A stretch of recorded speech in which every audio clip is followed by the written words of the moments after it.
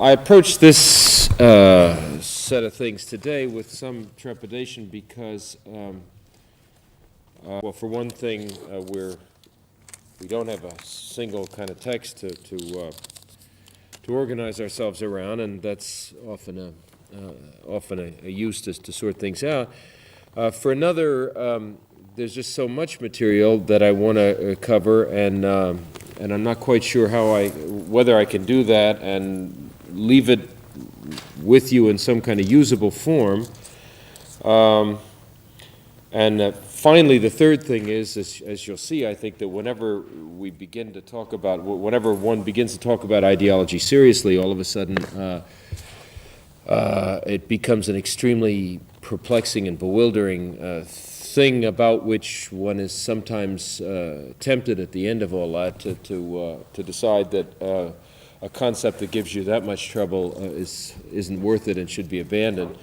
Except that we can't do that either for reasons I want to try to say today. Now, let me just try to organize the things that I want to say a little bit for you, so you get an idea of where all these things are going. We have a few texts, Marx and Engels, the first part of the German ideology, or the Feuerbach section of the German ideology. This little essay of Nietzsche on truth and lies in their non- or extra-moral sense. Auguste Comte's first discourse in the first lesson in the course in positive philosophy. And then, of course, everything else we've done before this. Now, one of my reasons for talking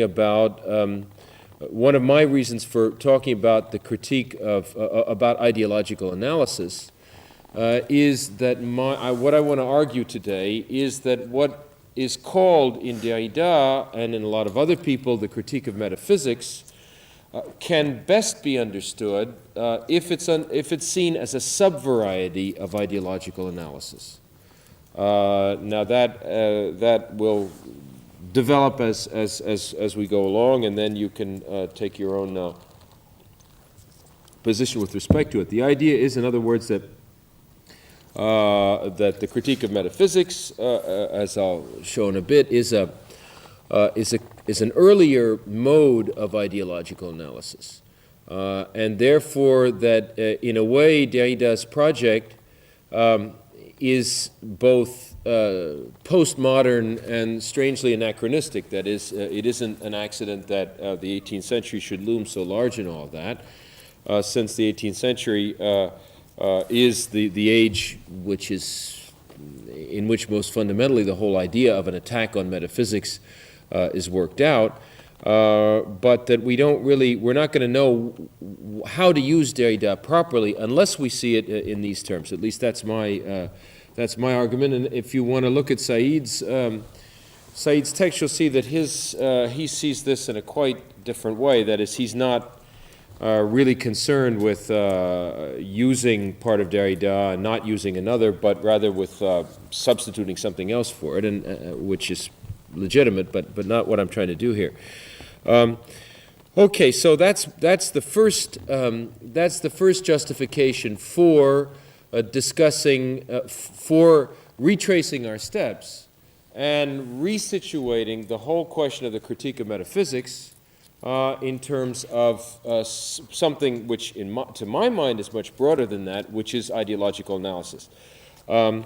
This said, we also want to know what the relationship of this is to literary criticism, or beginning with Derrida to linguistic criticism, I guess, textual criticism, and working its way out into literary criticism. Because one of the great inventions of Derrida, it was in the air in this period, but certainly he codifies it and then makes it available to the Tel-Quel group, as we'll see a little later.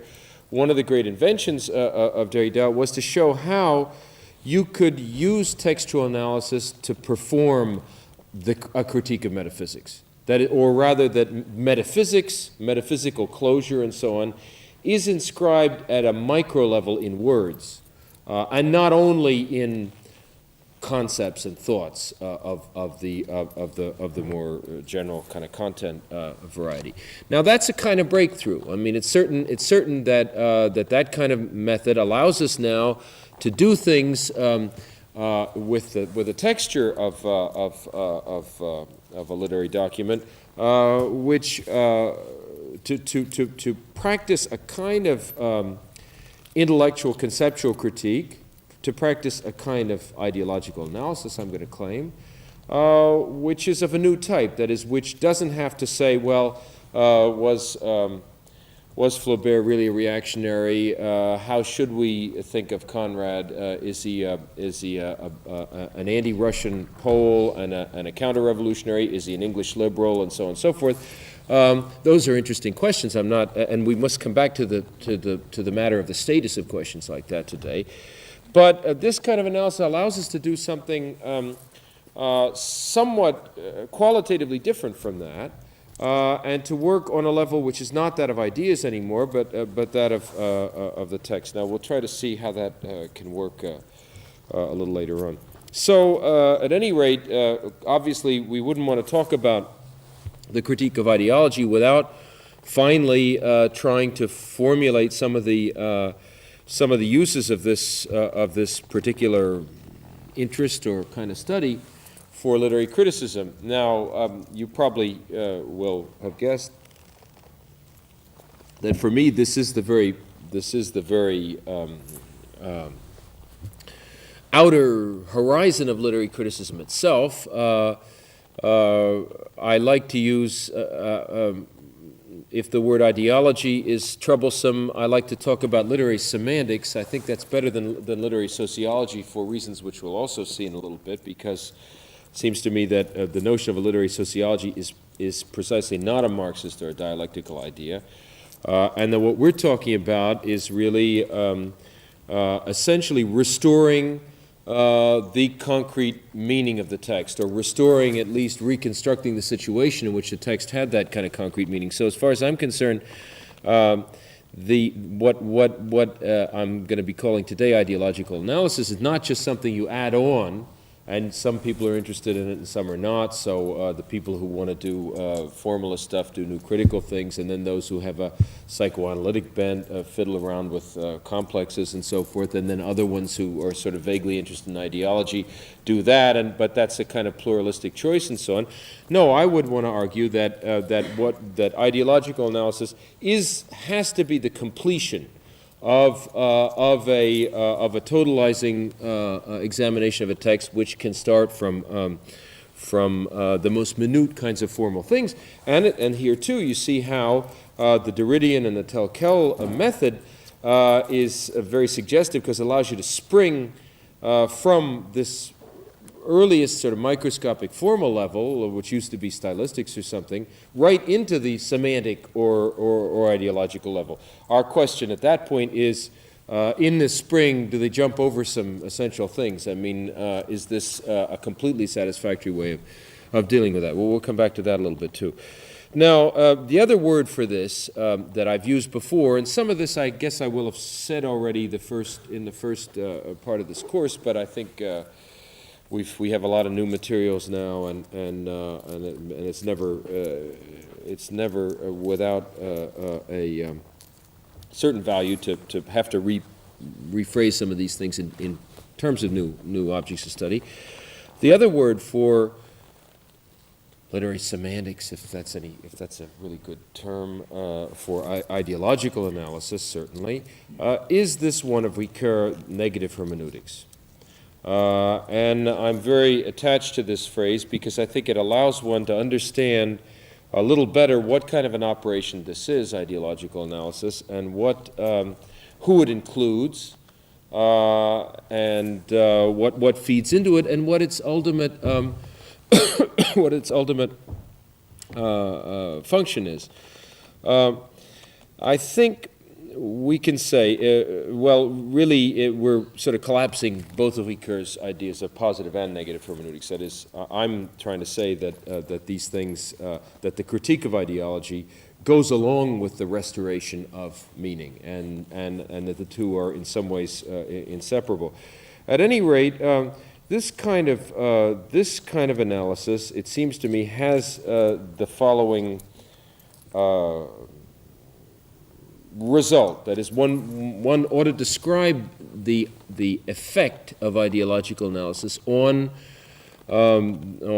consciousness, on the reader, and so forth, in the following way, perhaps in Freud's terms of a Copernican revolution.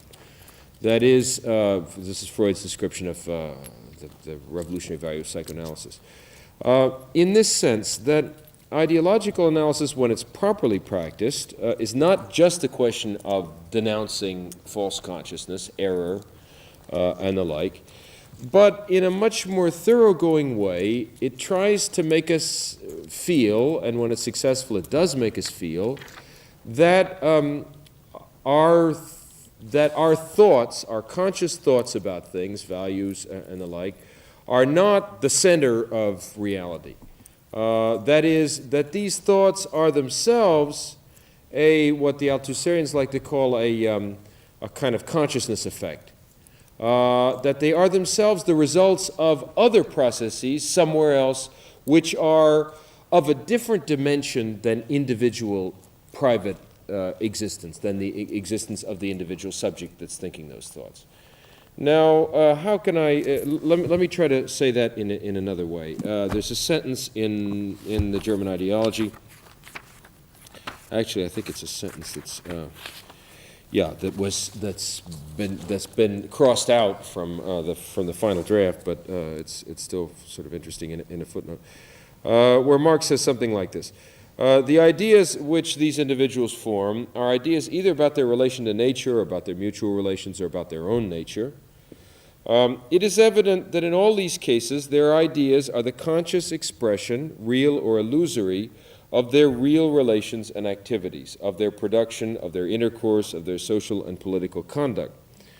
And he says the opposite assumption is only possible if, in addition to the spirit of the real, materially evolved individuals, a separate spirit is presupposed. And that would be a little bit like, that could be Hegel, of course, but it might also be some notion of, well, the kinds of determination that you would find in, for example, in Hayden White, tropological determination. That is the idea that we are written and thought not by ourselves as individuals or by consciousness, but by a whole structure of tropes which is somehow on a different level from individual consciousness. So that would both be an example, this tropological analysis of this Copernican revolution, and also maybe an example of it which would have to be itself criticized and put in perspective. The source of that is, of course, Nietzsche, and we'll come back to that when we look at this this little essay. Now, what I want to suggest in this, the conclusion, or the way I want to use this sentence of Marx is something like this, that we have two separate issues here. One is that of the ideas that people form about things. Are they true or false? The other is about where these ideas come from and what they express. Because you see, even if they're true, they could also express something which is quite unrelated to their truth, always assuming that means something. In other words, there are two ways of looking at people's representations of things, of people's thoughts about things. One is to ask oneself whether these things are valid, or whether they're examples of mystifications or false consciousness, something like that, error or truth. And the other is to ask oneself where they came from, what they express, what it means for a group of people or an individual to have formed an idea like that or to have made a discovery like that. And that's not necessarily, that's something which is separate from truth and falsehood. One of the great illustrations of this, I hope this is right because I like to use it. I mean, it's from the history of science where I think it's Coyray points out that Galilean science, which we assume has a pretty powerful truth quotient, whatever the modifications since, that Galilean physics whatever its value as a representation or model of the outside world, that is, whatever its scientific truth, has a very different and unlikely source, which is Galileo's Neoplatonism. So that the whole, the repudiation, and if I get this wrong, it doesn't matter too much because it's an illustration, but the repudiation of the circle and the replacement by the sphere and so on, or what do you call it, orbit that's non-circular, ellipsis or ellipse. Those things, while on the one hand they have, they can be judged in terms of accuracy, truth and falsehood and so forth, truth or error. On the other hand, they have a source which is clearly beyond science. That is, they have an ideological source. So that truth can be ideological. That is to say, scientific truth can also be ideologically motivated. Now, we can't pursue that example any further, but it would be interesting then to show ultimately how how Galilean physics was also an ideological expression of something, or of a historical moment, or of a situation, or of a group of people, or whatever. At any rate, I'm trying to make this point as strongly as I can because it illustrates the separate, the two alternative paths that ideological analysis opens up for us. Now, what's the result of something like that? That is to say, it's always easy. I have a kind of rule of thumb that, at least in literary questions, but this would be true of anything, I guess, one should not really perform ideological analyses on anything that one doesn't oneself like. So that all ideological analysis ends up in that sense being kind of self-analysis or self-demystification or self-critique or something like that. Because otherwise it's very easy to see other people's ideological deformation. Now that, in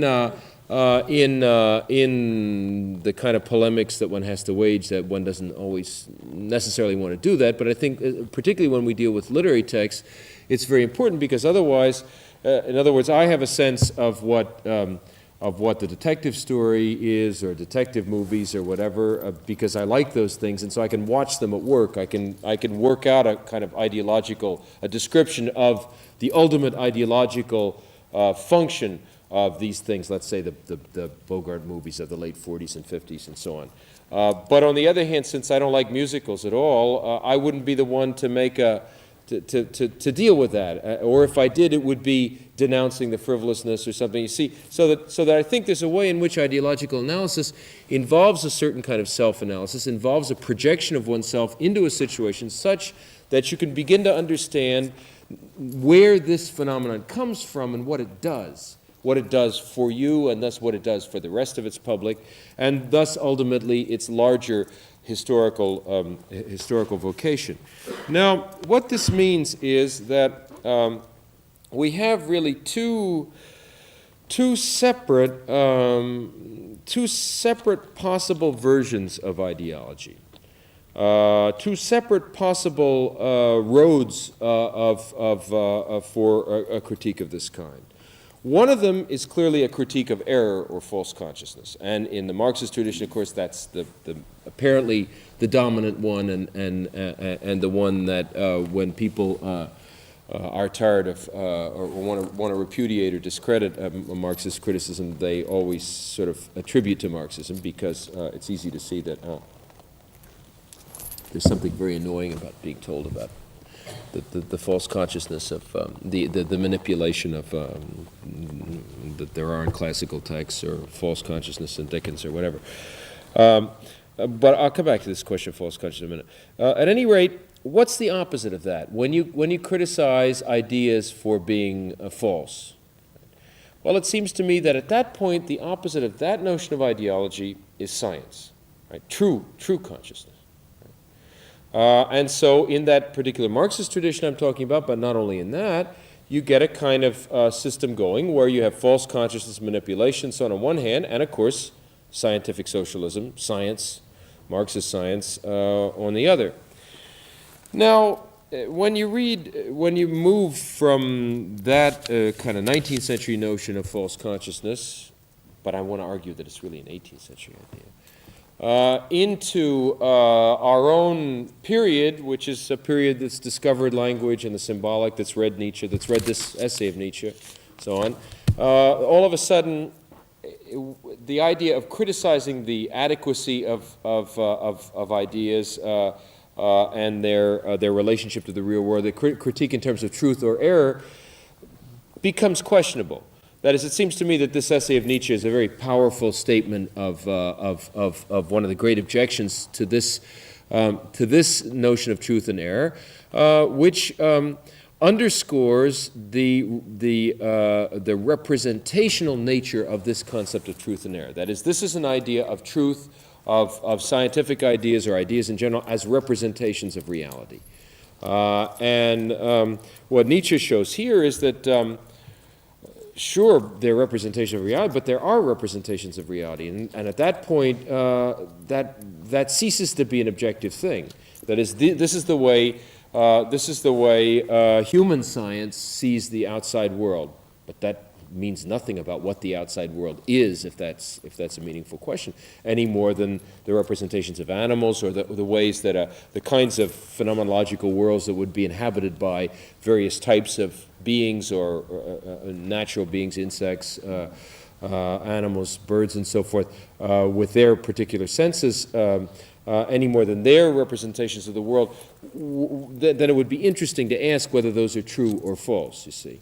Our science is simply the way our brain and our own senses have secreted, and there are some very beautiful pages in here by Nietzsche, have secreted this whole fantastic structure of the sciences, which for him is just like a beehive. That is, that's the way a bee constructs a beehive and secretes things in it. So also human beings, little by little, have secreted around themselves the whole scientific, the whole architectonic structure of human science. But there's no point in a post-symbolic age thinking of that in representational terms. That is, it may be natural for human beings to secrete science and build up this armature, but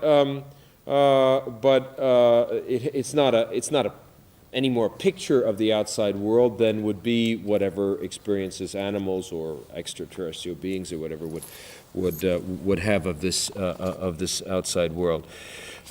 So Nietzsche's essay is useful and will sort of serve us as a kind of dramatic example of one of the most powerful arguments against this older notion of a critique of ideas in terms of their truth and falsehood, or critique of ideas as truth or error, a critique of ideas which is based on a representational notion of truth, that ideas are somehow supposed to be like the outside world.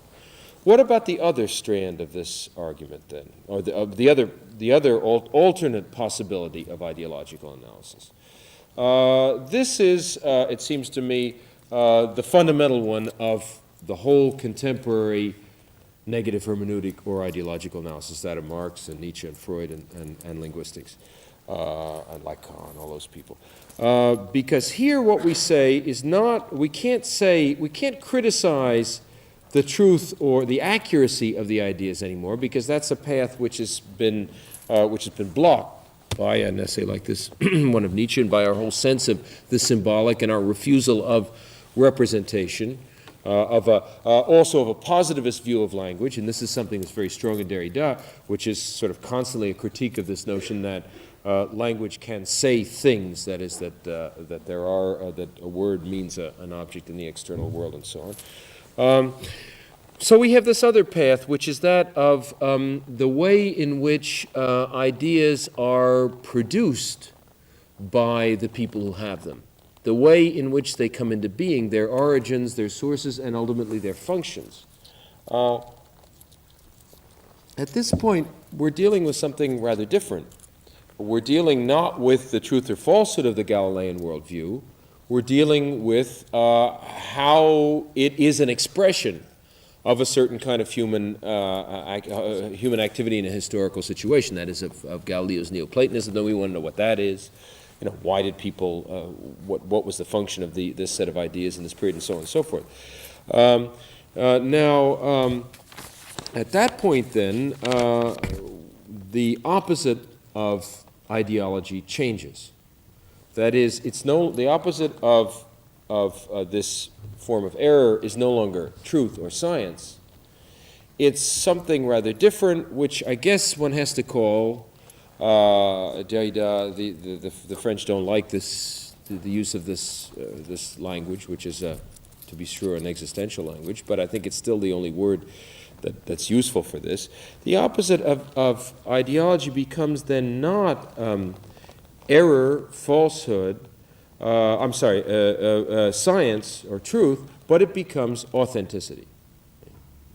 And what's meant by authenticity in the existential tradition is quite different from the conviction that you possess the truth and that you've substituted for all your false or faulty ideas some true ones. Rather, it means, or I'm making it mean in this context, the sense that of the decentering of consciousness. The sense that consciousness is always going to be eccentric with respect to the operation of the laws that govern its thinking and from which its thinking results. That is to say, it becomes an experience that the individual subject suddenly has of being, now another classic word for this is being determined. People don't like that because they say that's mechanical materialism. Well, this is not determined probably in the sense of determinism, although that's one very influential version of this process, but rather determined in the sense of determination. That is, we are thought by things that are outside of ourselves and that are incommensurable with the experience of the individual subject. Not only that I am another, but that I am written by language, I am thought by collective life, I am the effect, the sort of consciousness effect of unconscious biological structures and all of those things. And it seems to me that result of the critique of ideology is the, how can I put it, the Copernican one. That is the one in which we somehow, we don't try to substitute a new science for an old one, because the new science has got to be itself the expression of some kind of ideology. And it will then be abandoned later on too, but rather in which we come to some sense of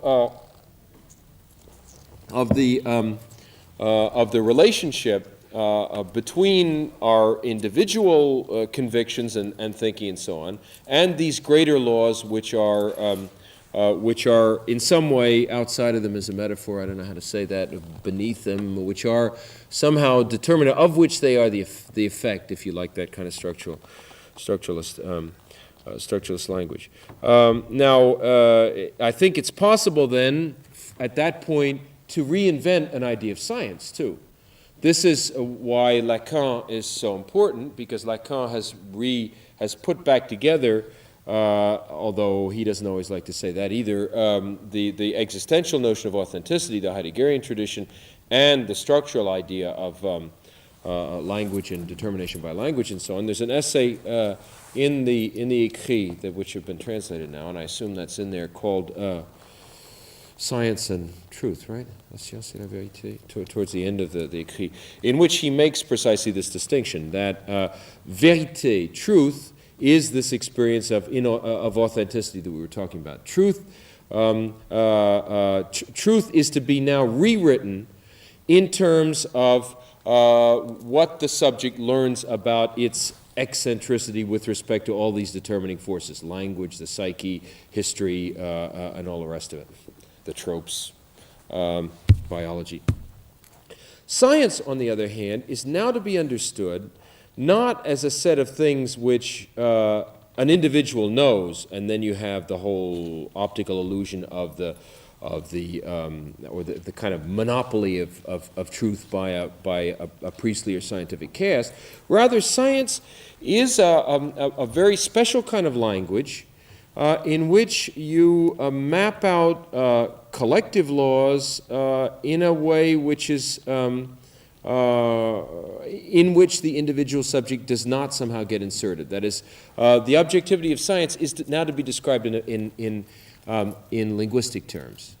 It doesn't mean that science is eternally true. What it means is that science is the kind of paradoxical attempt of the human mind to break out of its imprisonment by the individual subject and to invent a kind of language which somehow doesn't have a place for the individual subject anymore. And so you have, except in the form of operations, right, which are neutral kind of thing.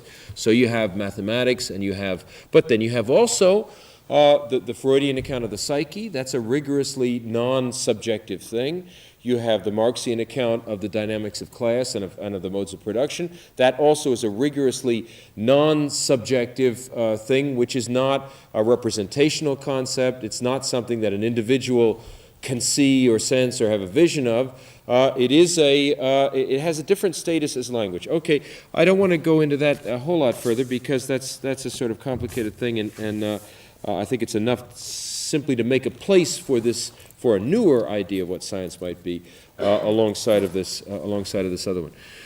Okay, so now we have then in a kind of gradual shift in modern times, but from a representational idea of what false consciousness or ideology might be, to this newer one, negative hermeneutic one, Copernican one, if you like, which has to do less with truth or error than with decentering, and with somehow teaching the individual subject its marginal place in its own thinking, even in its own experience, just as much as in the world itself. At that point, I think one can go back over, and now I'm going to shift. Let's see, do I want to do that? Yeah. Now I'm going to shift a little bit to the history of ideological analysis. One can go back and kind of reconstruct this evolution of things, or these stages. Let me just begin, because this is the great historical model in some ways. I mean, you may think that Kant was an eccentric, which he certainly was, that this is a strange kind of homemade pop philosophy that an eccentric dreamed up, and that suddenly, by accident or by some sort of pre-established historical harmony, became the fundamental expression of a whole period. And it is that too, but nonetheless, Kant says some things that I think are still either part of our thinking or that we're still reacting against, or that bear looking at again, perhaps. And again, this is a kind of simultaneous translation. He's talking about his discovery of this great law. Everybody discovers a great law, and his discovery is the whole fundamental law of positive philosophy. This great fundamental law consists in the fact that each of our principal conceptions, each branch of our forms of knowledge, passes successively through three different theoretical states. You all know this theory, but it's worth reading it in the original. The theological state, or the theological or fictive state, the metaphysical or abstract state, and the scientific or positive state. In the theological state, or moment, stage is better, I think. In the theological stage, the human spirit, essentially directing its research towards the intimate nature of things and the first and final causes of all the effects which strike it, in a word, towards absolute knowledge. The human spirit represents these phenomena as produced by the direct and continuous action of more or less numerous supernatural agents whose arbitrary intervention explains all the apparent anomalies of the universe. Well, now we're back in animism, religion, and so on. In the metaphysical stage, which is basically only a simple general modification of the first theological stage, and that's a very interesting kind of qualification.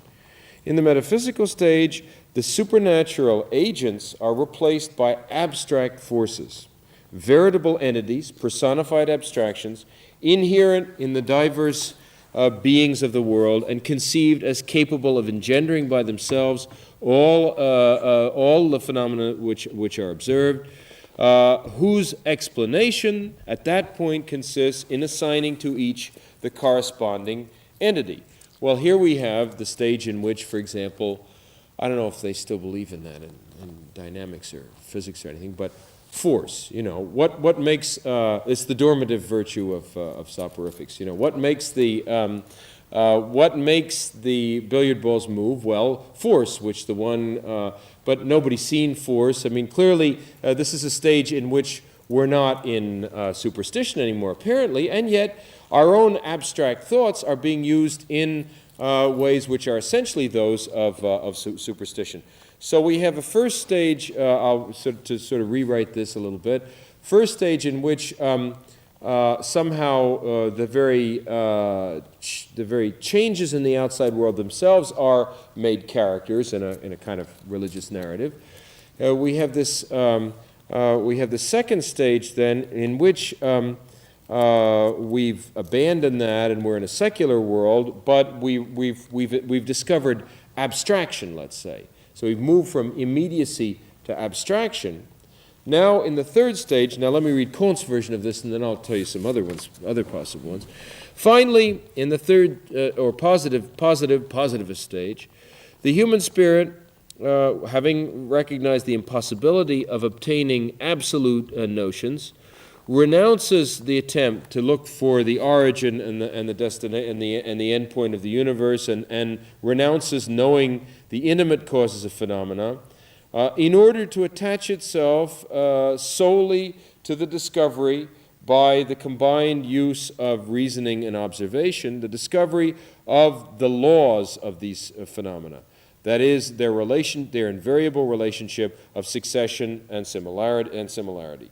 The explanation of facts reduced to its real terms in this stage is henceforth only the links we establish between the various particular phenomena and some general facts which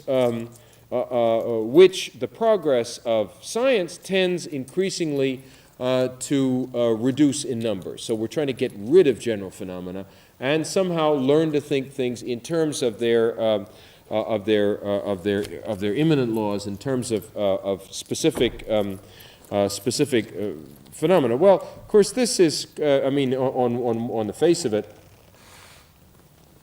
the classic expression of something we're all aware of, namely the refusal of the critique of telos, of teleology, the repudiation of the search for the meaning of natural phenomena, and the replacement of that by the attempt to describe the laws, the laws of those phenomena, laws which are then empirical but meaningless. See, that is to say, the law of gravity is not something you understand. You learn it, you find out how it operates, but it has no particular meaning of the type that let's say in the Middle Ages people would like to have attributed to this or that natural phenomena. Now, on a different level, I think you might want to contrast this with Marx's remarks in this very basic introductory passage to the Grundrisse. It's the first introduction, the 1857 introduction, which people have often said was Marx's discourse on method, and the one place, any place in Marx where you have a real kind of reflection on methodology, where he says, the point about present-day thinking, I'm quoting all this from memory, the point about present-day thinking is that it has to go beyond the stage of the production of abstraction. The pre-stage of science is the critique of immediacy, the replacement of immediacy by abstraction, the conquest of abstraction.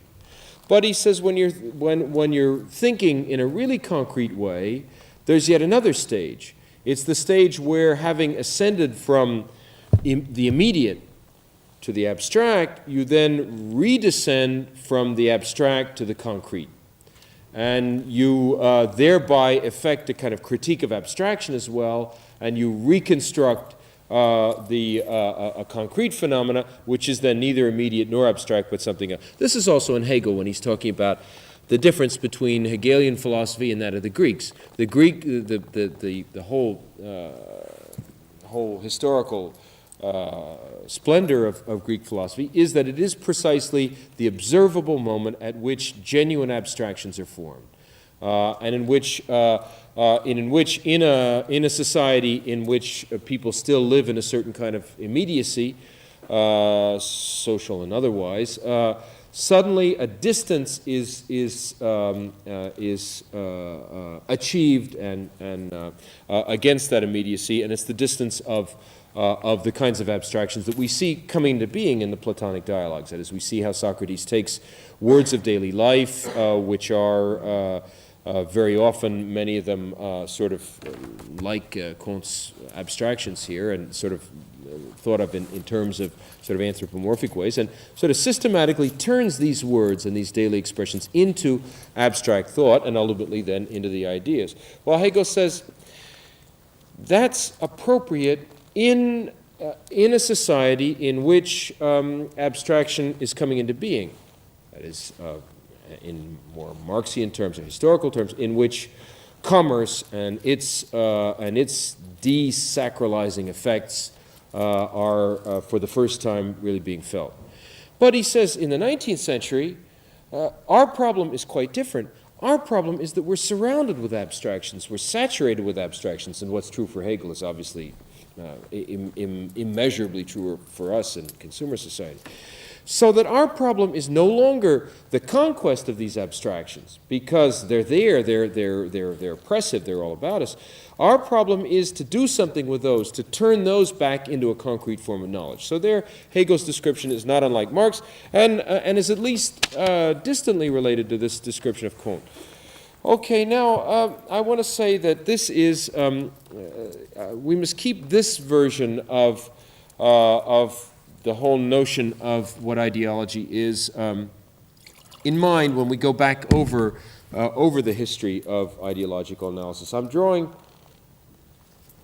for this kind of historical sketch on an essay by George Lichtheim, which isn't terribly good, but which is just useful as it's called The Concept of Ideology. There's a book by Lichtheim called The Concept of Ideology and Other Essays, which has the facts and some quotes, and thus is a kind of handy peg to organize this kind of presentation or thinking around.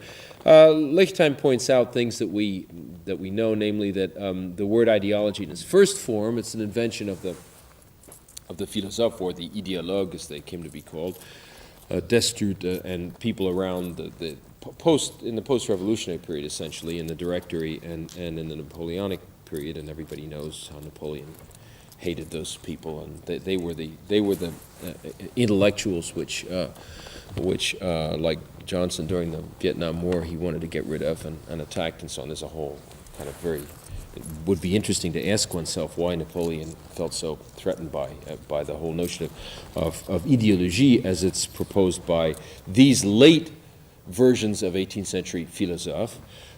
Because to us, what they do is very, very much still in the spirit of 18th century thinking of associationism, of Locke's description of the way the mind functions, and so on. It's even there after Kant, but it doesn't register any of the things that are really modern in Kant. So essentially, in appearance, this notion of ideology as nothing more than the science of the study of ideas and their interrelationships, of the type that Locke himself pursued in the essay on the human understanding, is apparently a kind of false start for the notion of ideological analysis.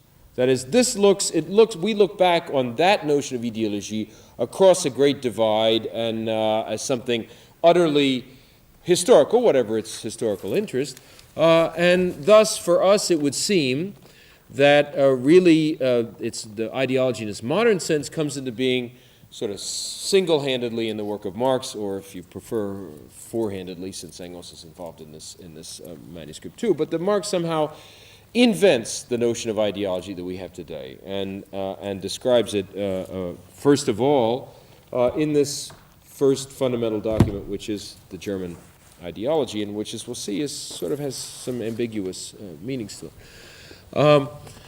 Now, at that point, then, we begin again with the concept of ideology as a form of class consciousness and as a determination by class motives and so forth. Then Lichtheim goes on to describe, as we will do later on, Nietzsche's contribution to ideological analysis, the way in which then later on still the way in which the historicists and Weber and so forth thought of this idea. And all this really without talking much about Freud and without putting back into this concept some of the things that I think it would be useful for us to include. Now, the point I'm trying to make, or the way I want to use this essay is, first of all, this: supposing this first use of ideology were not a false start. That is, suppose really idéologie and the idéologue had invented or had made, how can I say, at least invented the slogan for a real, for an early form of ideological analysis, but one which is no longer ours because that's another world, that the one in which that kind of analysis functioned. In fact, I want to go further than that and say that both that idéologie, in that sense, is symptomatic of the whole program of the Enlightenment and its attitude towards ideas, or at least we can take it as a symbol of that. And I want to say that form of ideological analysis is, and we're calling it then also the critique of metaphysics, is a first stage of something which will not disappear when it's sublated, aufgehoben in Marx, but will rather be subsumed under a qualitatively rather different notion of ideology. Now, Lichtheim does do some useful things in that he includes Hegel in this process, and he gives us a few ways of seeing what the differences are and what forms ideology takes. For the 18th century, essentially, and I'm repeating a little bit what I was saying a minute ago, ideology is error, and the way you deal with error is to destroy it and replace it by truth, not yet scientific truth, but reason. Right? Now, it becomes clear then that this is, on the one hand, itself an ideological strategy, because one of the fundamental forms of error is, of course, religion. That is to say, the whole ideological apparatus of the Ancien Régime. And in that sense, the philosophers of the Enlightenment are making a bourgeois cultural revolution. Their intellectual task is to discredit the ideology, the various ideological forms of the old regime, and to substitute something which will become one of the fundamental middle class values. So whatever the so if you like, one of the first results then of this investigation will be to admit and agree that ideological analysis itself is always ideological. That is, it's in position, it has a function, it has a purpose, it has an aggressive intent and aim, and it can hardly be understood apart from that. Now, the other, and of course, this goes back, it's not just the French 18th century, it goes back to Bacon, it's part and parcel of the whole scientific revolution, but when all this culminates in the 18th century, it becomes both an intellectual program and an aggressive historical arm. Now, when one moves from that, which is still, if you like, the program of Comte. And in this sense, I think we have to say that Comte is a direct continuer of the Enlightenment. The passage I read to you is, after all, a kind of 19th century version, now a more positive rather than a negative version, of this whole defense of science and of its indeed its social role, its legitimizing role. And there were other things we could read from Kant that would make that very clear. He says, all of our social troubles today come from the fact that people don't understand positivism. That science is, it's not understood how there are, and he has the unequal law of development.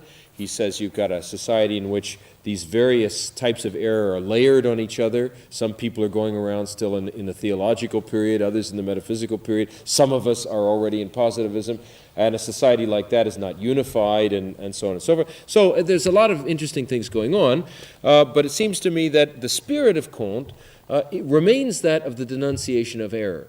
And this error takes primarily a theological form, right, or a religious form, because, as I said, Kant's metaphysical moment is explicitly assimilated to theology and to religion.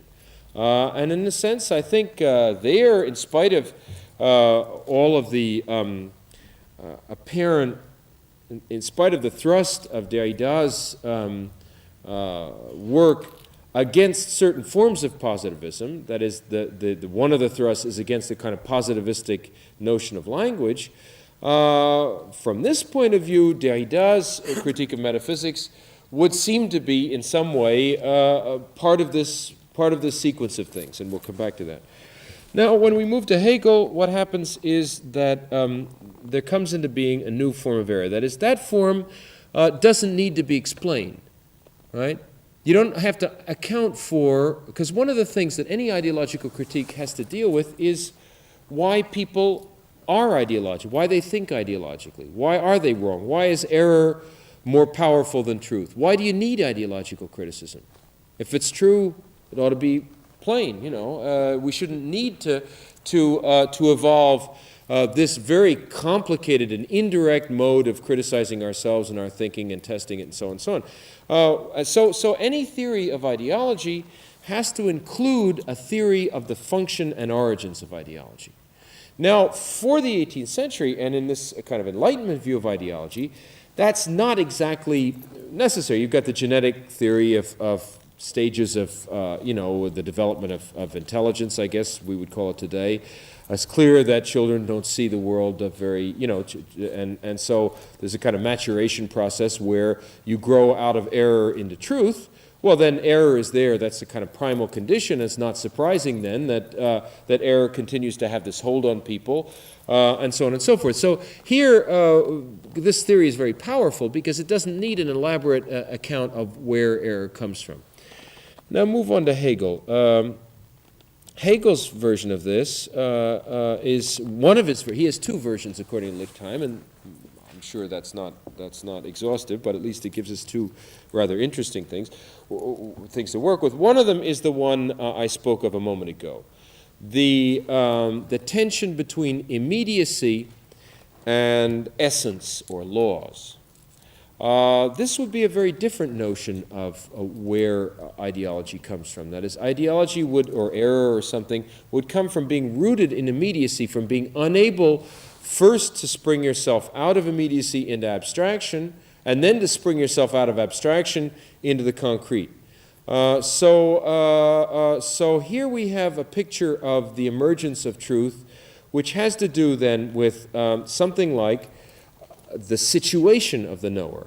Is the knower, again, the Sartrean language, sort of drowned or stuck or sort of caught in the world in a kind of immediacy that's up so close that he or she can't see anything out beyond it? Or is there a possibility of drawing back? Now, in Marx and Capital, this becomes a notion of the historical situation. That is, Marx, much of Capital is at least indirectly devoted to showing why it was that his great fundamental law, labor theory of value, this ultimate discovery like Darwinian evolution and so on, about the very dynamics of human history, why this truth, scientific truth, could only have been visible at that time and not before. And this is because of industrialization, because of the market system, capitalism, and all the rest of it. So there is apparently in Marx a conception of a moment when laws become visible behind immediacy. When suddenly there's a privileged moment when immediacy, which would otherwise be a source of error, allows us to look through itself at these more general laws that a Marxian economic hermeneutic will then open up. And for my part, I would like to add to that then the whole experience of history after Marx and Lukács's notion of reification, because it seems to me that having said that, one can then also say that maybe something happens in history which closes that possibility of seeing laws over again. Right? That is, maybe with the development of an object world, of a commodity world, there comes a time when, for quite different reasons, these laws are no longer visible through immediacy. And then they become abstract, and then we again have the possibility of a kind of privatized existence in the world of immediacy, from the standpoint of which these fundamental laws about history and class struggle and so on are not accessible to us existentially anymore, because of the commodity system of the commodity structure of reality. At any rate, it seems to me that one can, and then maybe at certain moments, in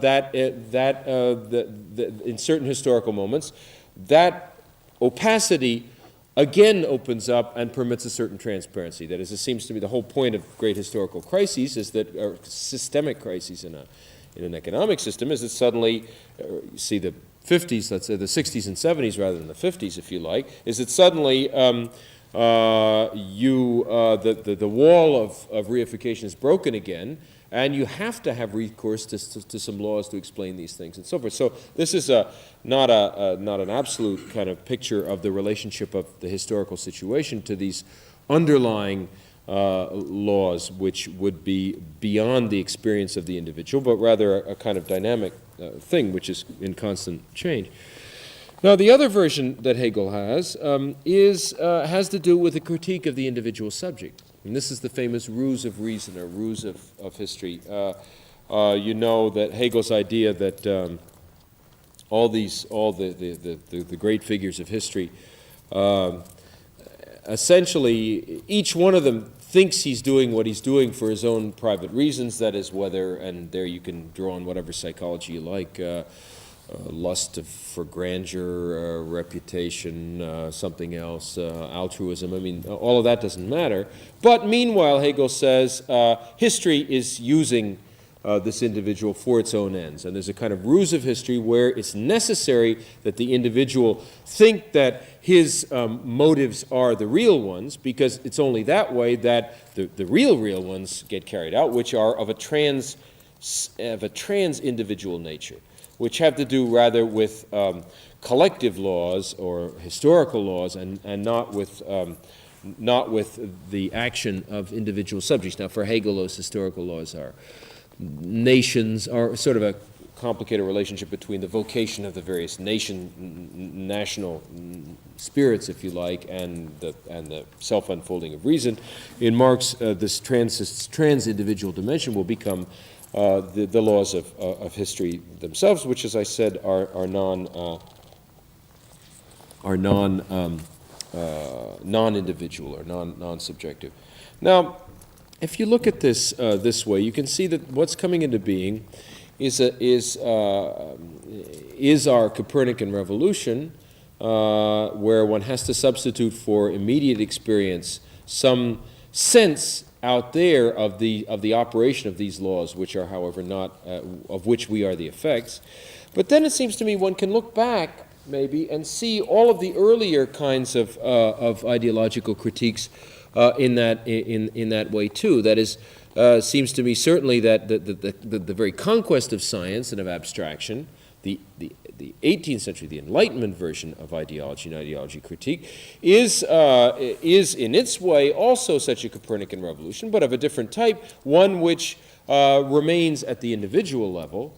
That is, truth and error remain the properties of a thinking individual and not of a collectivity. So then the shift from the 18th century to the 19th would be one from a recognition of science and scientific activity, which is bounded by of the individual subject, by the individual consciousness, or by reason as simply the projection of an individual consciousness, to some sense that we have to do not with individual consciousness anymore, but with groups, collectivities, and that's really a whole other order of things.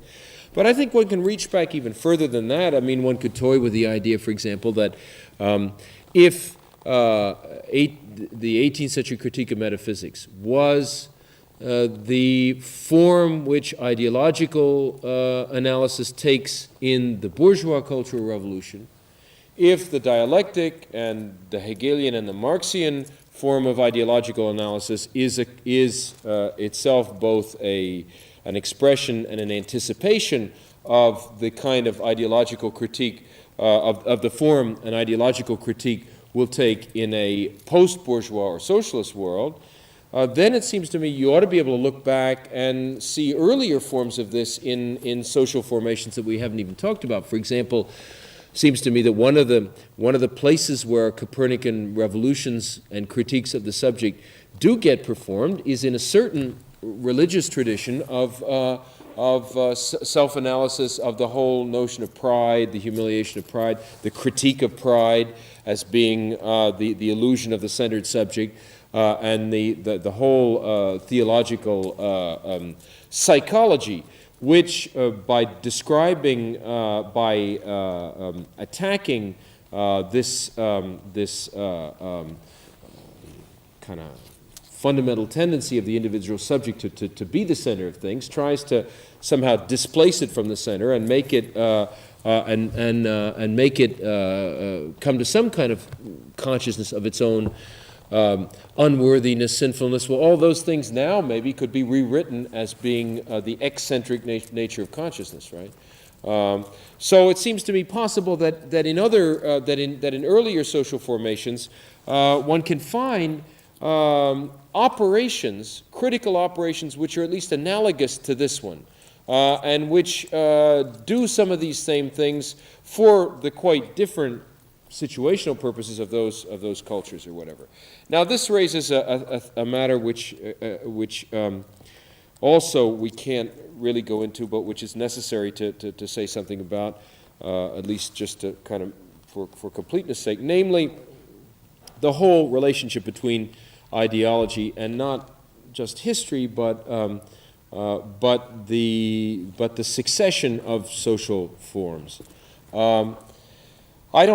I'm using the word ideology a lot, but I tend to prefer to talk about ideological analysis rather than ideology. I think I've said this already, because ideological analysis implies an operation. It's something we do to a text, to an idea, and so on, to ourselves, and all the rest of it. Ideology implies that there's a thing, something called ideology. It's a little part of our minds, or it's a little part of the text or something. That thing you ought to be able to get out of there and describe and make a model of, and so on.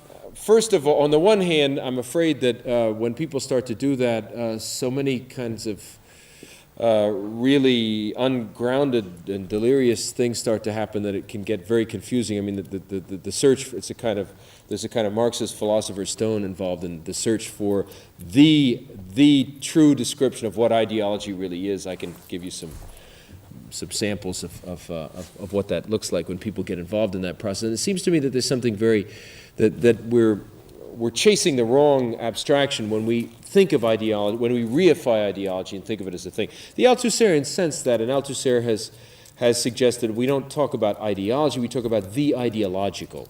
But then he's still describing it, right? The ideological is a kind of element in which we bathe, and so on at some level of the superstructure. And so we're still in some kind of reified thing. The other reason why this is dangerous is that if earlier social formations are really qualitatively different from our own, we have to foresee an existence of ideology in those formations which is utterly unlike anything of which we have the experience in this culture, which is, after all, a capitalist, post-capitalist culture, right?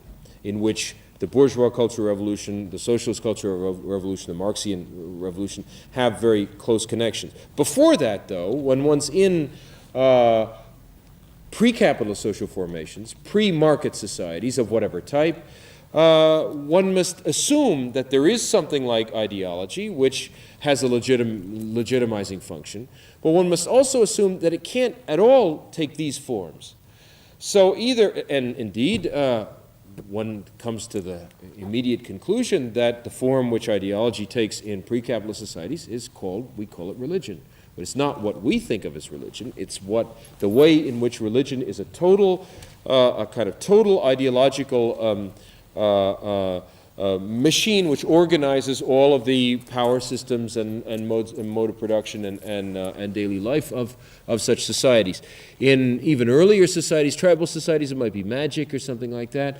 There is a basic kind of distinction between, the early anthropology, which is classic in early anthropology, between magic and theocentric religions and so forth. At any rate, we have something there which is which is a form of ideology which is radically different from our own. Well, then at that point you'll say, why use this word then? Why use this word either for primitive societies, or why not invent a new one for our own? I think the point is that we have to understand that the word we can't project back our own notions of ideology into earlier societies, but on the other hand, that if we give it up and we say, well, they didn't have ideology, they had religion, then suddenly we cut ourselves off from understanding the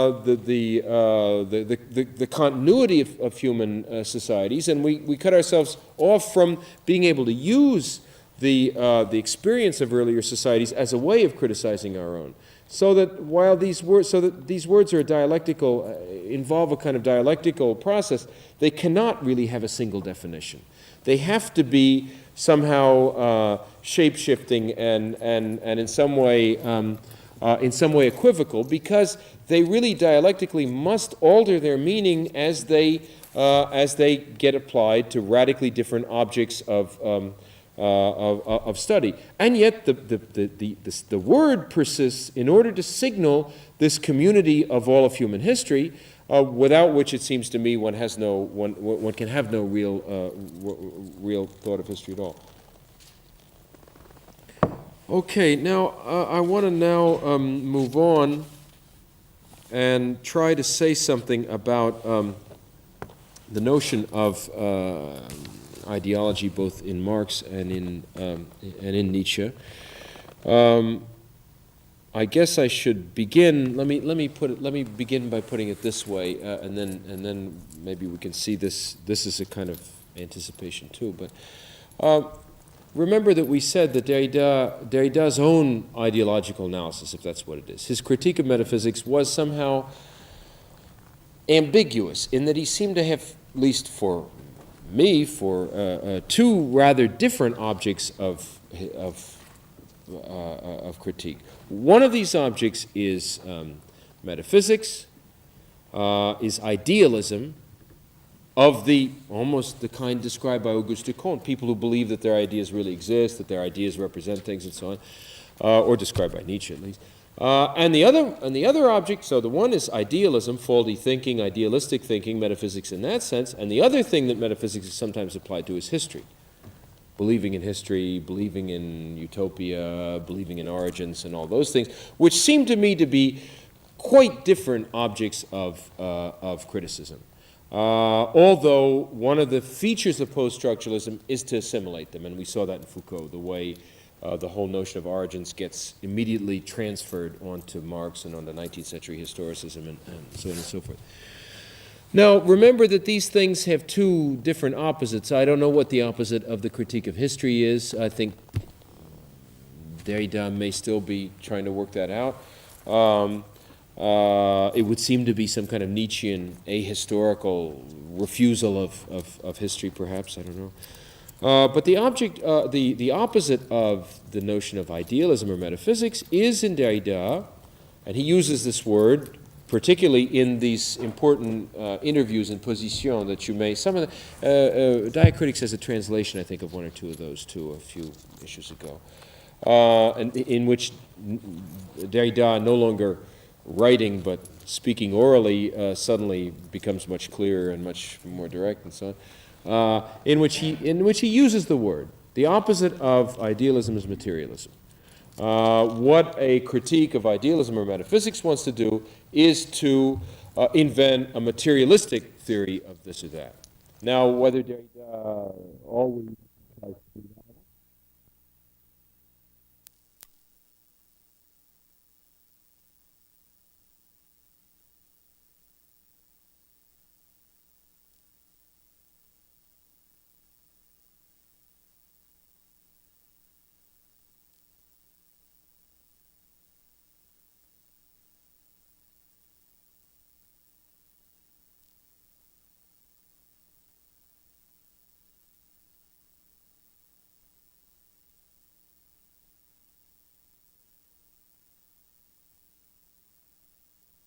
what you use to describe that of which you're aware when you've managed to decenter your own consciousness, free yourself from the illusions of realism, of error, and all those things. But, and this is well known to the readers of the theses on Feuerbach and so on, 18th century materialism is mechanical materialism.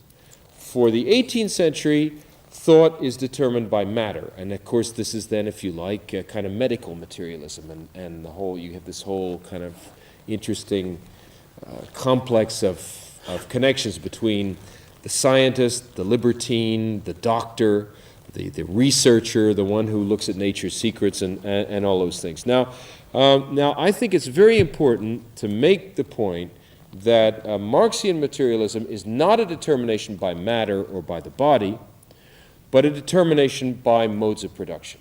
That is, it is not an individual determination. It's not an individual materialism. My brain, thoughts, and my body, and chemistry, and so on.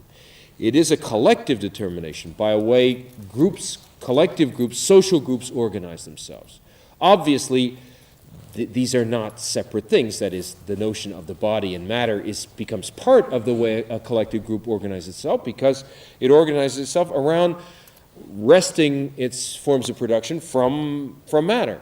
But this is quite a different and more dynamic notion of materialism that is present in the 18th century one. I say this because when we come back to Telkel and the screen people and so on, we get all of a sudden something where we're told, well, we should have a materialist theory of language. And a materialist theory of language means substituting for older kinds of interpretive theories of language a new sense of the materiality of language, the materiality of the signifier, and so on. Well, in its Lacanian version, there's a lot of interest in that idea, but I would say that that's not certainly a Marxist materialism. That's still an 18th century materialism. That is, the materiality of the signifier, whatever forms it takes in Lacan. The insistence on that still remains at this 18th century level of the primacy of matter, the body, the material, and so forth. Whereas if one were to imagine a genuinely dialectical linguistics or something, then one would have to try to work out some relationship between language and modes of production, and that's a very different thing. I don't know that anybody has done that, and I think that's the sense in which you can still quote Stalin in his one great book, on Marxism and linguistics, as finally deciding that language is neither base nor superstructure. That is, language is not material in that sense, and indeed none of these categories apply. We'll come back to that as we talk then about the whole critical aesthetic developments of these things and Telkel and so forth. But I wanted to make that point now because it seems to me it's in the order of our thing. Okay, now to go on then to Marx, I think you have to realize that there are, I think, several notions of ideology, maybe many notions of ideology in Marx, several even in the German ideology. The first one is that of the division of labor. That is, ideology, the ideological in people's thinking, comes about because of the division of labor, because thinking is done by intellectuals. because thinking of the kind we're talking about, writing and thinking, scientific research, the expression of scientific research, is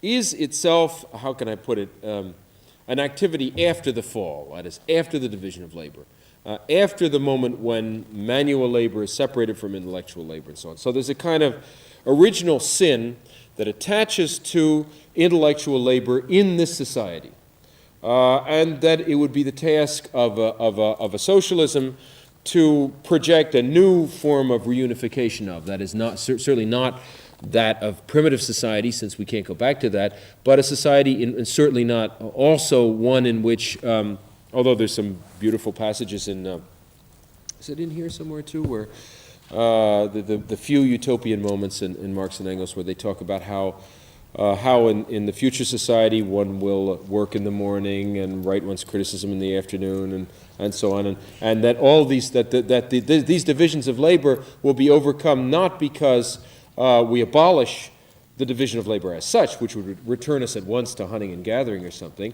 but because the human personality becomes expanded enough to do all of these things, and thus no longer to be damaged or by any single one of them, as it is in the world today. Now, this is clearly the point about the attack on Bruno Bauer and the others here. Did I read you this already? It seems to me, it's always seemed to me that this is sort of, if you substitute the Frankfurt School for this, it sounds sort of funny, or at least if you think of some modern examples. The whole young Hegelian thing is not only just an archaic historical curiosity, but a kind of real tendency in radical thinking, and much of this kind of critique of them can really be usefully, suggestively transferred to modern positions. Hitherto, men have always formed wrong ideas about themselves, about what they are, about what they ought to be. They've arranged their relations according to their ideas of God, of normal man, etc. The products of their brains have got out of their hands. They, the creators, have bowed down before their creations, and that's very much in the spirit of Kant again. See, these ideas that you believe in that are out there, that little by little you sort of attach force, and fetishism you see already too.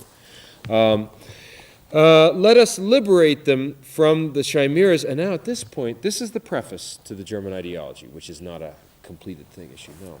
But at this point, suddenly we find out that the voice speaking is not Marx necessarily.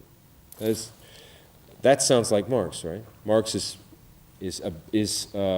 laying down the program for his ideological analysis. Right? But as you listen to the rest of this, you're going to see that indeed somebody else is speaking. The young Hegelians are speaking here. And maybe they even started this paragraph, and it becomes textually sort of interesting and unclear how much of this voice, Marx's own voice, drops out of this, and we get a kind of Stil indirect Liebe, indirect discourse, or almost a mimetic discourse in which now somebody else is talking. They, the creators, have bowed down before their creations. Is that still Marx talking or not? But this isn't anymore. Let us liberate them from the chimeras, the dogmas, the ideas, imaginary beings, under the yoke of which they are pining away. Now, this is really not any longer Marx. Maybe this is Marx speaking out of the past, but in the present, this is the young Hegelians. Let us revolt against this rule of concepts. Let us teach let us teach men, says one, how to exchange these imaginations for thoughts which correspond to the essence of man. Now that would be, I guess, still the 18th century program, right? They have wrong thoughts, let's give them the correct thoughts, or at least put them in a position to have them. And you understand that the other horizon of this 18th century view of truth and error is that then education and pedagogy becomes sort of the dominant mode by which political and social change takes place, right? This is sort of the very fundamental feature of liberalism. You re-educate people. Truth, it's through ideas that things change, right? People have wrong ideas, and the way you make their social relations change is by giving them the correct ones. This is part and parcel, at least today, of liberal ideology, no longer probably things people believe in. Let us, says another, let us teach men how to take up a critical attitude towards them. Says the third, how to get them out of their heads, and existing reality will collapse. Well, all of a sudden we've moved from a position that we can endorse, get rid of error, do something to these things that people are thinking about their society, but which are clearly wrong, to a position which is grotesque and which we can't really endorse anymore, because it's clear that any critique of ideas inside the head isn't going to do anything, and then we end up with this marvelous fable of Marx at the end. Once upon a time, a valiant fellow had the idea that men were drowned in water only because they were possessed with the idea of gravity. If they were to get this notion out of their heads, say by avowing it to be a superstitious or religious concept, they would be sublimely proof against any danger from water. His whole life long, he fought against the illusion of gravity, of whose harmful consequences all statistics brought him new and manifold evidence. This valiant fellow was the type of the new revolutionary philosophers in Germany. Now, clearly, at that point where we've boxed ourselves in, it's almost a kind of deconstructive, almost the very logic of deconstruction, that is, Derridian deconstruction. We know that something that's going on in our heads or in our language isn't functioning right. Now, we want to deal with that from the inside. But of course, the only, I've quoted in another context this marvelous poem of Ponge about trees. He says, trees, it's in Le Parti pris des choses, trees are, you can see they're desperately trying to become something else. They don't want to be trees. So they try, they're in great suffering and torment. They try desperately, and all they produce is leaves. Ponge says, you don't get out of trees by using the means of trees. On ne sort pas des arbres par des moyens d'arbres. Well, that's sort of what's going on here. You don't get out of what's the error, which is part of thinking itself, or maybe of language itself, by remaining within thinking and language. Or if you try to do that, little by little, you get boxed in increasingly from a mere kind of 18th century critique to the sort of self-critique, finally to the kind of Stirner proto-existentialism and the kind of solipsistic isolation that's involved in that. And I think there is a kind of something like that seems to me to describe the tortuousness of the Derridian, of Derrida's process of research. That is, he's trying to get out of this metaphysical thinking without having a place to get out of it into, because we're still in the closure of metaphysics. So he can't get out of it, and he ends up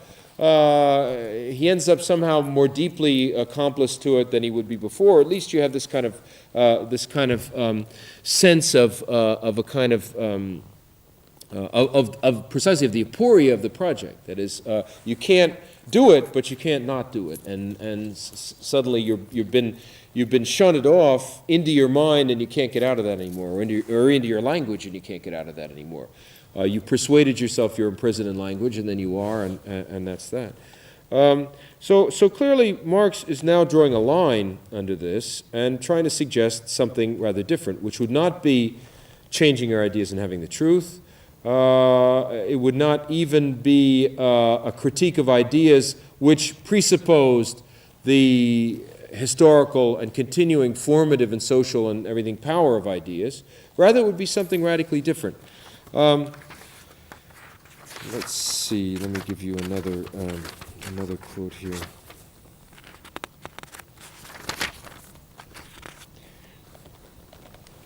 Okay, let me just pursue, though, this division of labor thing. Division of labor only becomes truly such from the moment when a division of material and mental labor appears. From this moment onwards, consciousness can really flatter itself that it is something other than consciousness of existing practice, that it really represents something without representing something real. So now, you see, the point is not to say, as the young Hegelians might, that, well, this is an illusion and you've got to just get rid of it, but rather you recognize that this new, wrong, idealistic consciousness is also part of the world and a fact of life with which one has to deal. But it's not an individual fact of life. It's a social fact of life. So your critique of the error of your individual consciousness turns around into a critique of the very institution in which you think those things. That is, for philosophers of philosophy, let's say, and little by little for everybody of the society in which there are those institutions in which thought is called on to play this institutional role and so on. So again, we find this movement from an individual focus to a collective one, which is somehow radically different. From now on, consciousness is in a position to emancipate itself from the world and to proceed to the formation of pure theory, theology, philosophy, morality, and so on. But even if this theory, theology, philosophy, morality, and so forth come into contradicting with existing relations, this can only occur because the existing social relations have come into contradiction with existing productive forces. So that what's being said here is that these are never individual crises, they're never crises of individual thinking, but ultimately there is a whole process of mediation to be worked out, by which we link up contradictions in ideas, or antinomies in ideas, or aporias in ideas, ultimately to other contradictions which are trans-individual, which are historical, social, and the like. But this is not, I stress the word mediation because this is not reductive in the sense that we're just saying, no, consciousness is wrong, and what we really have here is a social contradiction. This is a mediatory chain that leads back to these things, and these two ends of the chain, the faulty thoughts and the contradictions in production, are qualitatively different things, both of which exist. Consciousness really represents something without representing something real. There really is the fact of thought that has its own semi-autonomy, irreducibility. One deals with it in its own terms. But to decenter that involves not remaining within consciousness, but somehow plotting out a mediatory chain which leads us to things outside of consciousness, which are, of course, not accessible to our existential experience. That is, we don't see historical contradictions, we don't see those things going on, but they are ways of scientifically reconstructing the reason why we can't think certain thoughts. We, as individual philosophers, are having this problem with our closure in metaphysics. Now, rather than try to grapple with that and end up saying that, well, we can't get out of it, but we can at least be aware of it and so on, and turning in a circle, we reconstruct something which is no longer philosophy at all, which sort of places philosophy with respect to the production of thoughts with respect to the production of other things and leads us into completely different reality. This is the sense in which I'd like to say, and I want to come back to this too, probably next time, I guess, that the whole notion of ideological analysis must be a mediatory one. That is, this is to my mind the essential, really the fundamental value of ideological analysis, because that it demands that we make relations between the text and other things, and invent relations, invent mediations and connections between the text and other things, between the ideas and the text and other things, and so on. And it seems to me that only by doing that can one expand this kind of semantic field of the text and finally arrive at something a little more concrete. Okay, now in Marx, this would be the point to talk about the whole notion of class. I've written about this in. It's as though Marx has a kind of sort of a double standard here. That is, we still have a notion of false consciousness, which is inherent in all thinking on account of the division of labor. Obviously, the division of labor is a class phenomenon, ultimately. But it's a phenomenon which is sort of coterminous with most of human history. So we see slowly coming into view a rather different way of thinking this determination, which is that of the social classes today, or in Marx's time under capitalism. And that seems to be yet another level of ideology which is somehow dialectically added on to the first. That is, and yet dialectically related. Obviously, if you abolish the classes, you're going to abolish that kind of division of labor in that sense. And so the first kind of error will no longer obtain either. Yet these seem to be different kinds of things, and the analysis of them would seem to be different. That is, one thing is to say, intellectuals are fundamentally incapable of understanding the world precisely because they're intellectuals, because their will to power passes through thinking and writing and so on, and none of that is false. But another thing is to say, okay, these intellectuals are really expressing class values and are, without knowing it through the rules of reason and of history, have made themselves available as the ideologues of a certain kind of class operation. Now, very rapidly, I've written on class in two places. One is in the last chapter of Marxism and Form, and the other is in a kind of marginal place and a marginal kind of occasion. It was an article on the film Dog Day Afternoon that was in College English about a year or so ago, and I can give the reference. That we may have a copy up here. I don't know if I brought it in the Couplet Library. The whole point of that was to show that in some recent films like that one, you get again a sense of kind of class antagonisms coming to the surface in a way that really hadn't perhaps been immediately visible before or in the recent past. But that was the occasion for recapitulating a certain set of ideas about the nature of class and class relations that is basic in what I'm doing, and that I won't really have the time to summarize as completely as it's done there. Briefly, though, the point about the Marxian theory of class is the first point about it we've made, namely that it is an affirmation of the primacy of collective existence over individual existence. That is, that we are thought, but that collective groups, the social classes, and not only those groups by themselves, but in their relationship to each other, which we call class struggle, that this trans-individual logic is radically distinct from the logic of the individual mind, and is one of the instances which programs the individual mind without its knowing it. Just as the biological, perhaps, and the Freudian unconscious is yet another instance which programs the individual mind without knowing it.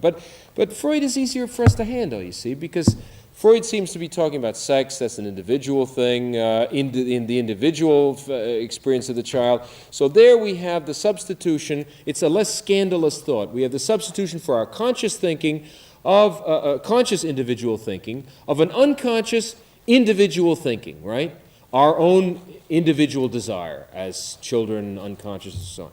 Well, but in Marx, it's more complicated than that, because in Marx, we have the substitution for our conscious individual thinking or the foregrounding of a determining role in conscious individual thinking of a collective thinking, which is neither conscious nor unconscious, but something else.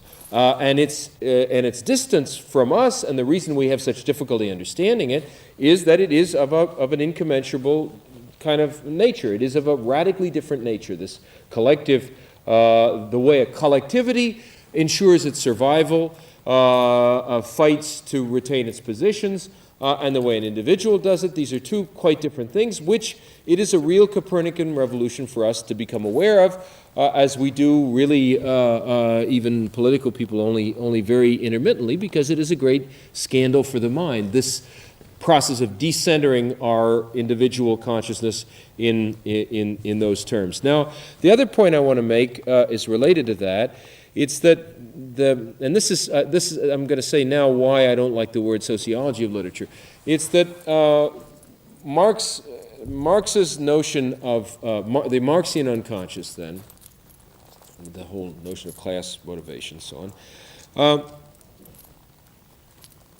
does not only imply determination by an individual group, but also implies that these groups define themselves relationally to each other.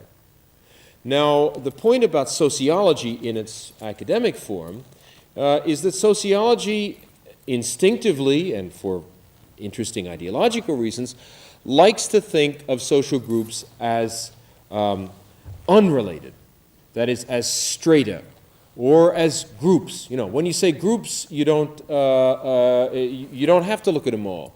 You can do your field work with that group, or that group or whatever. And they have no necessary relationship to each other, and they don't have to be defined in terms of each other. Rather, you're going to look at the thoughts and values of American doctors or of Chicano field workers. I mean, these are unrelated things, and they're both, that's all. You can write theses about any of these things and so on. And meanwhile, in the sociology of literature, the same kind of atomization, static atomization takes place. For the, if you don't mind my saying so, the bourgeois sociology of literature, the way this study is conceived is that you take, it's not, I don't mean to say this is not worth doing, but it doesn't go far enough. You take a text and you say, okay, to what degree is this text the expression of the values, attitudes, language, all the rest of it, of a certain social group? And so then you have, this or that text becomes the representative of a kind of bureaucratic mentality, this other one of this or that, or of a certain national spirit, if you like, to go back into positivism, which was, after all, with Taine and so on, one of the pioneers of this kind of analysis. But you remain imprisoned in a conception of groups which is additive, right? Which is not dynamic. Now, worse than that, which is not situational. I want to say that the Marxian conception of class is, to use Kenneth Burke's term, dramatistic. It sees a historical moment and the life of any given class as being a situation and a conflict and a relationship. And at that point, then, one can, and that explains this thing that's often puzzled people, why Marx should say, in history, there are only two great classes which confront each other. One, we know that, they're the AMA, American doctors. We've got the dentists. They must be another stratum. We've got sanitation workers. There are lots of groups. How can one say that everybody knows there isn't any working class anymore, any bourgeoisie and so on? Well, Marx's point is sort of not exactly that one. It's that ultimately, in the moments of truth of history, this underlying structure of social reality becomes visible. This is, again, this hermeneutic, situational thing in Marxism where one accounts for the fact that at certain moments this polarization, dichotomization of social classes is not immediately accessible to our existential experience, to our experience of daily life. The moment when that becomes visible is, of course, the fundamental epistemological moment of Marxism, namely the revolutionary crisis. And in a revolution, society makes itself into two opposing groups because nobody can stay outside of it, because everybody's polarized and you have to decide. So finally, you make your choice or you go to Miami or something. I mean, you really are not able to remain, and thus this underlying truth becomes visible existentially for that brief privileged moment of time. Now, my point is that for the kind of analysis we're doing, it's much more interesting for us to see a text as a response to a situation of struggle than it is to see a text as an example of some group mentality. To do that is to see it as a document. To do the former is to see it as an act. And I think that's why this whole notion of symbolic action in Burke can be very fruitful if it's properly focused.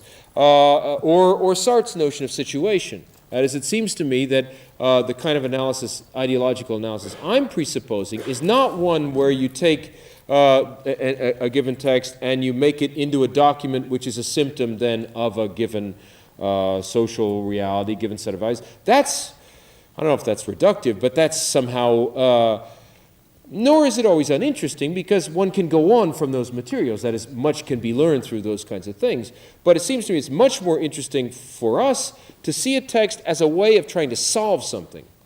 And ultimately what's being solved, this contradiction, this situation, which is being solved and confronted, it's in terms of that the text becomes an act rather than an inert kind of object.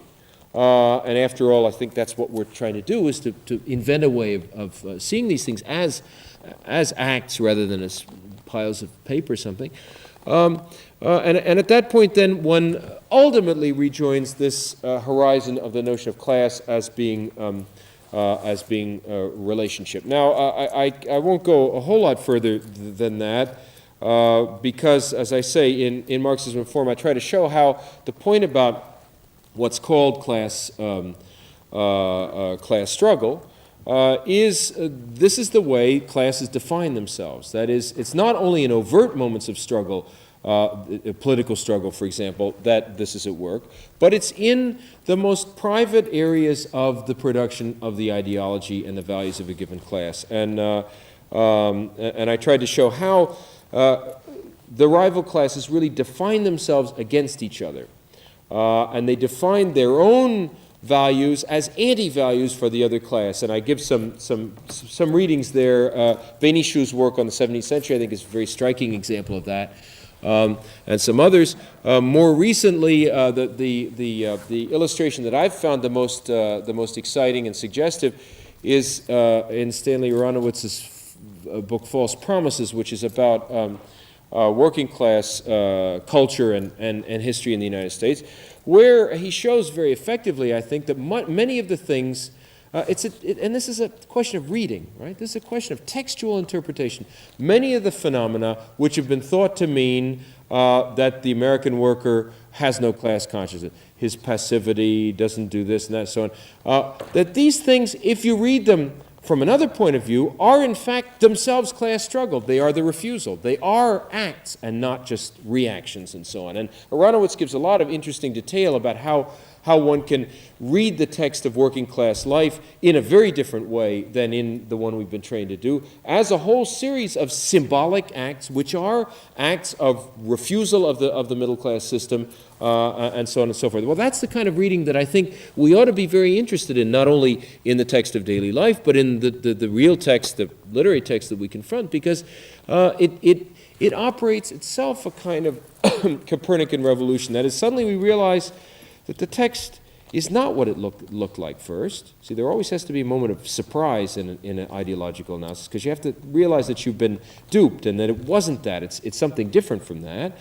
But it's not also, and that too we have to come back to, it's not also some unconscious underneath that the text illustrates, but rather it's because suddenly we spring it into a new context, and we see the text now as an act, and it looks very, very different than it did before. And we realize that there has been, that one of the forms of ideological programming is training ourselves not to see those contexts, training ourselves to see this text as an inert object, and that is ideology itself. And that, I think, is another way of looking at Lukács's notion of totality, that of connecting that up to this, that ideology, Lukács's theory of ideology, is that it's the failure to make connections. That ideology is ultimately the strategic limitation of phenomena before you get to a kind of sense of the totality of social and historical relations. Well, that's what we do with these texts. We want to see them as expressions in an individual way, and so we block off the very perspectives which are going to surprise us when we rediscover these things as acts in a historical situation. That, I would say, is the really fundamental meaning or way of using class consciousness in Marx. And then I think it does something else for us, which is very important, and maybe we'll have to stop with that. It gets us out of the bind of the notion of ideology as not just false consciousness, but as manipulation. This is something that's particularly evident to people who work in popular culture, because if you think the popular culture is degraded and so on and so forth, this is not Adorno. The Frankfurt School's view of this, I think, is much more complicated than that. But if you take this from the point of view of high culture, which is the point of view of some analyses of popular culture, you say, well, obviously this is just brainwashing. These poor slobs are being manipulated by the media, and no wonder there's no content on TV and so on. Well, it seems to me that that's a problem. That is, how is human consciousness manipulated? Seems to me there's got to be something else going on symbolically, and the notion of false consciousness and manipulation is not a satisfactory way of coming to terms with that, even though it's also true, because they are also being manipulated. It is also false consciousness. It is degraded, all those things. But that's not an adequate model, because one would want to know something about the complicity of people in that. a problem like that raised by Reich about fascism. Reich says, and this is taken up again by Deleuze, as we'll see, you have to somehow explain why, not only where it came from, but why the workers wanted fascism. What was its libidinal, what kind of satisfaction, deep libidinal satisfaction did it give? And certainly it didn't give them satisfaction because they were fascists or Nazis, but because they were workers. That one has to account for. So also with notions like manipulation. So I've come to this. Let me leave you with this notion of how one should practice ideological analysis. And we must then go on with this next week, and I'll come back to and justify this. This is more of a foreshadowing than anything that what I've said today can be held to justify.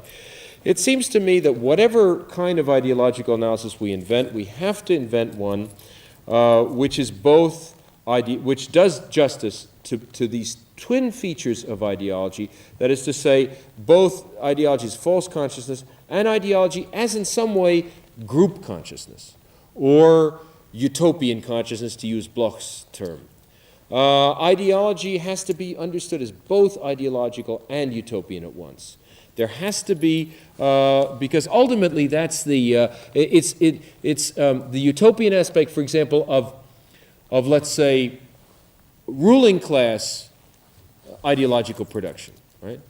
The ideological component is obviously the instrumental one. You want to use the other groups, you want to legitimate yourself, and so on. The utopian component is the reaffirmation of the ruling class as a group. Now, that's still group consciousness of some kind. It's still it's a form of collective existence. And therefore, buried away inside of this manipulation is still some form of utopian, still a kind of utopian impulse too.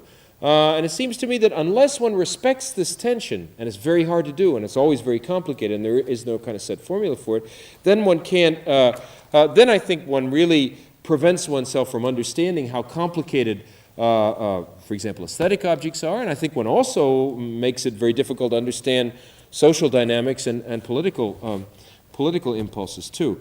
So next time then we will recapitulate this very briefly, go on to Nietzsche, and then talk about the aesthetic forms that these newer versions of ideological analysis, and in particular Derrida's link to Telquel, have taken. Yes? Well, I think, what did we have? We have a few Telquel articles, don't we, up there? I think you might look at those. There's a few things of Christeva. There's a very good article by Colin McCabe from the old Brecht number of Screen, which I still think is one of the most lucid kind of stating of the position of the Telquel people. This Nietzsche text, if you haven't read it. Next time being next Thursday. Next Thursday, yes.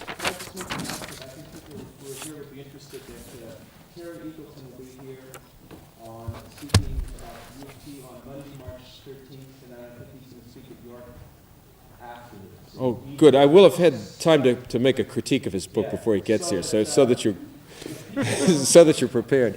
In a more informal way, because he'll be going directly from here at 4 to New York, we could probably arrange something either Sunday evening or a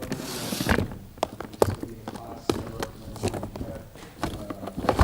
in any case. So I might not be here next week to make that announcement. But by all means, have a look at his Criticism and Ideology, which is a kind of basic statement, has a lot of problems. Look at his little book on Marxist criticism, which has some useful stuff on Telquel and Brecht and so on. Look also, if you like, at Stephen Heath's book on the Nouveau Roman, which has some of the beginnings of the Screen position on all these things. Those are also documents in what we're going to say. And I think I will also want to touch at that point on Althusser's 2 letters on art in Lenin and philosophy, and maybe on Macheray in a very rapid way if we have some time to do that. That, I guess the English text of that has not, still to this day, not appeared.